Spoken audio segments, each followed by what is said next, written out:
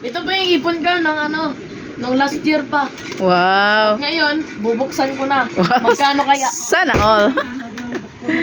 Ayan, bubuksan na daw niya. Buksan ko na po. Wow, sana all. Ito po, bukas na. Saan? Patingin? Oh my God. Ang sipag talaga ni Bunso mag-ipon. Isang taon na ba yan, B? Oh, ang dami ah. Wow, patingin nga. Ay, ito guys. Ito yung ito yung ipon ni Bunso. So, ano to? Baon challenge din niya to. Ang baon lang niya araw-araw ay 50 pesos lang. Pag-uwi 50 pesos pa rin. So, ayan, masipag talaga siya mag-ipon. Kahit may 5 piso siya, 10 piso. So, ayan, bilangin mo na.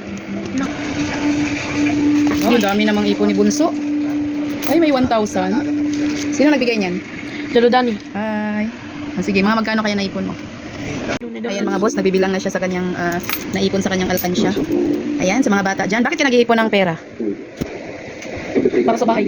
Bahay? Ano bibilin mo dyan? Ano bibilin mo? Bahay. Bakit ka nag-iipon ng pera?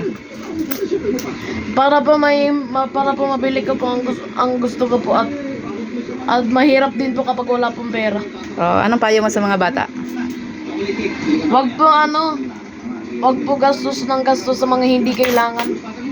Wow, very good naman talaga si Bunso. 3,800. 900 na. 900. 4,000. 4,000. 4,100. 4,200. 4,200. Ito, ilan ba to? 50. Nabilang na ba to? Para 6,000 lahat. Nabilang na ba to? Oh, 6,000 lahat. Wow. 6,005. Ano yan?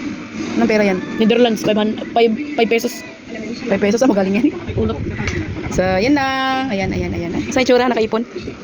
Bunso, saan mo ilalagay ang iyong Saan mo ilalagay ang iyong pera? Sa bangko, Wow, sana all. 5,200 200. pautang.